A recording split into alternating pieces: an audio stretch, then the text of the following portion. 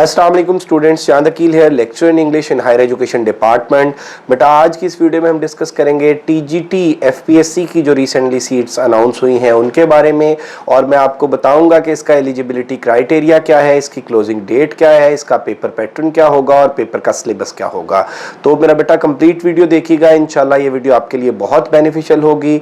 One by one हम चीज़ों को डिस्कस करते हैं। सबसे पहले तो बेटा मैं आपको बताता चलूँ कि इसकी जो क्लोजिंग डेट है वो 20 मई है।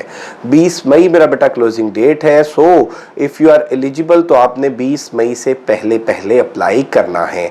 अब मेरा बेटा एलिजिबिलिटी क्राइटेरिया की हम बात कर लें तो सबसे पहले अगर हम क्वालिफिकेशन की बात करें तो मेरा बेटा टीजीटी इंग्लिश की 50 सीट्स अनाउंस हुई हैं। मेल्स की ये सीट्स हैं और क्वालिफिकेशन इनके लिए आपका बीएस इंग्लिश होना या मास्टर्स इंग्लिश होना ज़रूरी है और साथ आपके पास बीएड की डिग्री होनी चाहिए। बेटा आपका मास्टर्स प्राइवेट है या रेगुलर है ये मैटर नहीं करता, आपका बीएस लिटरेचर में है, लिंग्विस्टिक्स में है, लैंग्वेज में है, ये मैटर नहीं करता। आपके पास सिर्फ 16 ईयर्स ऑफ एजुकेशन इंग्लिश के अंदर, वो लिटरेचर है, लिंग्विस्टिक्स है या मेरा बेटा लैंग्वेज है, डिग्री होनी चाहिए, प्लस मेरा बेटा आपका बीएड होना चाहिए। और ये दोनों डिग्रीज जो है ये क्लोजिंग डेट से पहले आपकी कंप्लीट होनी चाहिए। अगर आपकी डिग्री मेरा बेटा इन दोनों में से कोई भी कंटिन्यू है then you are not eligible to apply.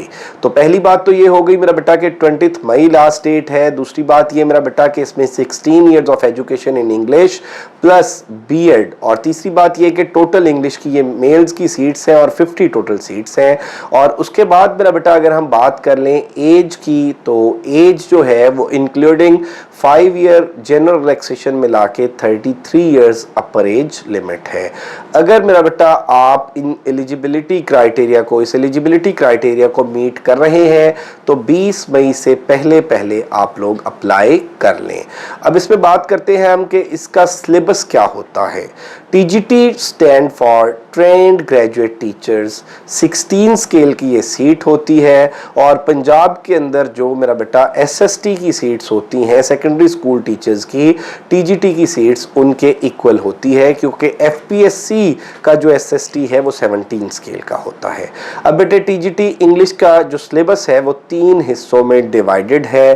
3 हिस्से कौन कौन से हैं? एक मेरा बेटा हिस्सा जो है वो सब्जेक्ट बेस्ड है। सब्जेक्ट बेस्ड में लिटरेचर है और लिंग्विस्टिक्स है। द थिंग इज कि लिटरेचर कहाँ से कहाँ तक है और लिंग्विस्टिक्स का कौन कौन सा पोर्शन जो है वो इंक्लूडेड है। तो मेरा बेटा लिंग्विस्टिक्स, पहले हम अगर लिटरेचर की बात कर लें, 16th century to 20th century literature इसमें इंक्लूडेड है और प्लस मेरा बेटा लिंग्विस्टिक्स है। लिंग्विस्टिक्स के अंदर सिंटैक्स है, डिक्शन है, ब्रांचेज ऑफ लिंग्विस्टिक्स है और ईएलटी इंग्लिश लैंग्वेज टीचिंग्स, ये टॉपिक्स हैं।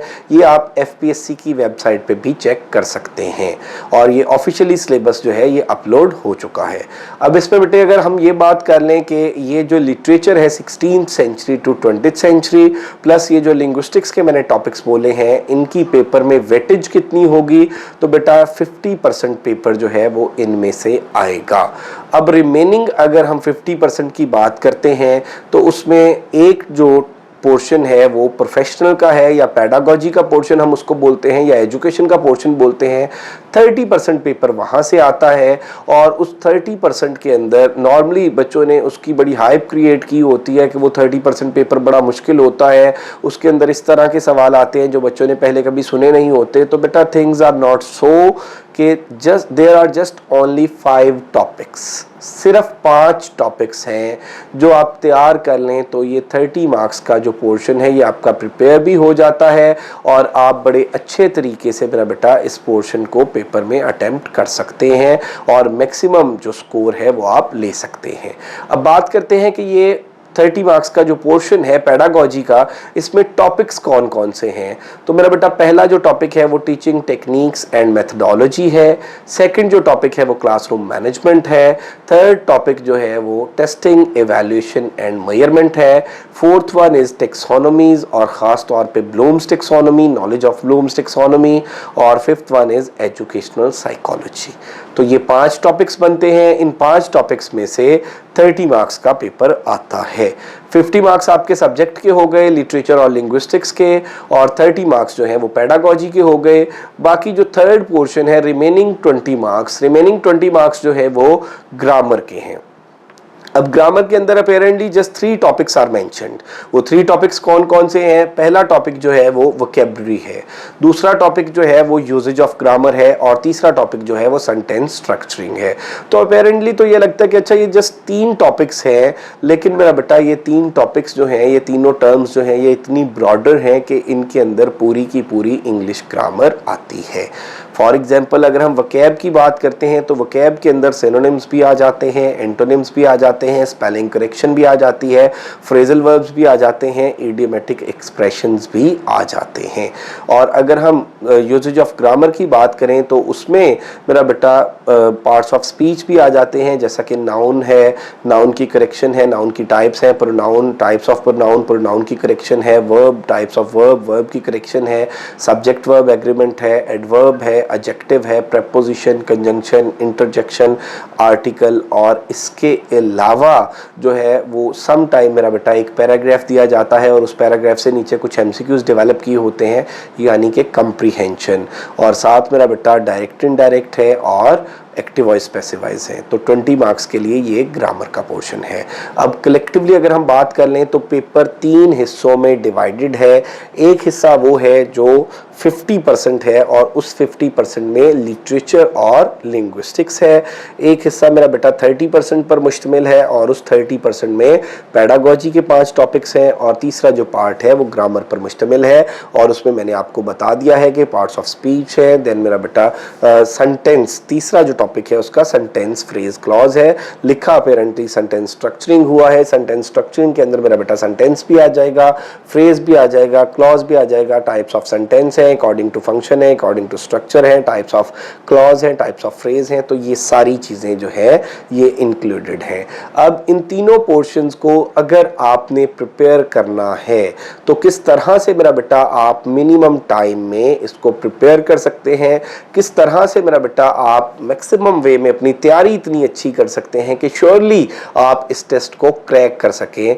तो बेटा मैं आपको बताता चलूं कि आप लोग अपना सबसे पहले सिलेबस ब्रेकअप डिजाइन करें, और सिलेबस ब्रेकअप डिजाइन करने के लिए मेरा बेटा ये जो एफपीएससी की ऑफिशियल वेबसाइट पे सिलेबस दिया हुआ है, ये जो मैंने बोला है मेरा बेटा इसको जहन में रखें और इसके अकॉर्डिंग जो है वो चीज़ों को स्ट्रीमलाइन करें, इसके अकॉर्डिंग अपने नोट्स डेवलप करें और उनको फिर तैयारी करें, उनकी तैयारी करें और उसी की मेरा बेटा अपनी सेल्फ असेसमेंट करें, अपनी एवैल्यूएशन करें, और आप ये देखें कि किस हद तक मेरा बेटा आप चीज़ों को प्रिपेयर कर पाए हैं।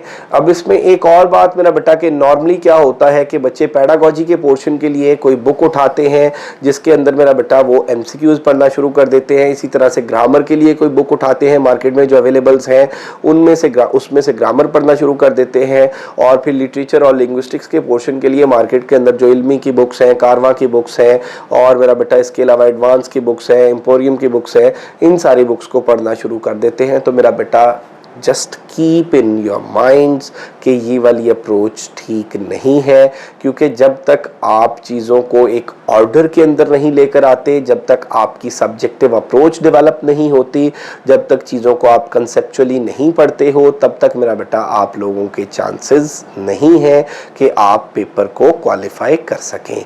तो बुनियादी तौर पर मेरा बेटा ऑब्जेक्टिव तैयार करने से पहले आपको सब्जेक्टिव पढ़ना चाहिए, और फिर मेरा बेटा आप वन लाइनर्स पढ़ें, फिर ऑब्जेक्टिव पे आएँ। इसमें नॉर्मली कुछ बच्चों की अप्रोच ये होती है कि वो यूट्यूब से वीडियो लेक्चर्स उन्होंने सुने, कुछ मेरा बेटा इंडियंस को उठाया और उन्होंने स्टोरीज उर्दू में डिफरेंट प्लेज की, डिफरेंट नॉवेल्स की ये मेरा बेटा सुनना शुरू कर दी। तो प्लीज़ डोंट डू दिस, कि जब तक आपको इंग्लिश पढ़ के उसकी समझ नहीं आती मेरा बेटा, तब तक आप लोग एटलीस्ट जो है वो 16-17 स्केल की जॉब सिक्योर नहीं कर सकते। तो अब ये जो तीनों पार्ट्स हैं, इन तीनों पार्ट्स को मेरा बेटा आप अपने तौर पे तैयार करना चाहें, वेल एंड गुड। अदरवाइज मेरा बेटा MK प्रिपरेशंस के प्लेटफॉर्म से मैं इसका एक न्यू सेशन स्टार्ट करने जा रहा हूँ। 2 मंथ का ये सेशन है। इस 2 मंथ्स के सेशन में मैं कंप्लीट प्रिपरेशन कराऊंगा, लिटरेचर की भी, लिंग्विस्टिक्स की भी और इंग्लिश ग्रामर की, प्लस पैडागोजी की। पैडागोजी और इंग्लिश ग्रामर के मैं रिकॉर्डेड लेक्चर्स भी आप लोगों के साथ शेयर करूंगा, बाकी नोट्स भी मैं शेयर करूंगा, टेस्ट भी शेयर करूंगा, टेस्ट की कीज भी शेयर करूंगा और डिस्कशंस भी कराऊंगा। और मेरा बेटा इस पूरे सेशन के चार्जेस जो हैं वो जस्ट 5000 होंगे। इसमें सारी की सारी चीज़ें बेटा आपको एक सिलेबस ब्रेकअप के अकॉर्डिंग सिस्टमेटिक वे में मैं प्रिपेयर कराऊंगा।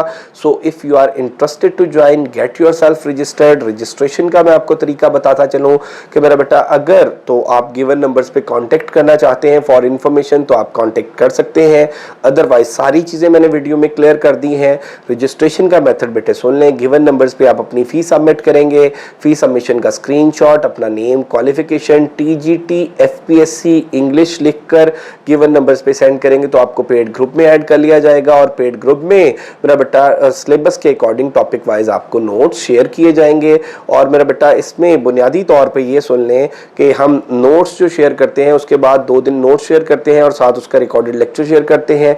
2 दिन का बच्चों के पास टाइम होता है, 2 दिन में वो अपना टेस्ट प्रिपेयर करते हैं। आफ्टर 2 डेज 7 PM पे हम अपना टेस्ट शेयर करते हैं, 8:30 पे उसकी की शेयर करते हैं और 8:30 to 10 PM डिस्कशन टाइम होता है।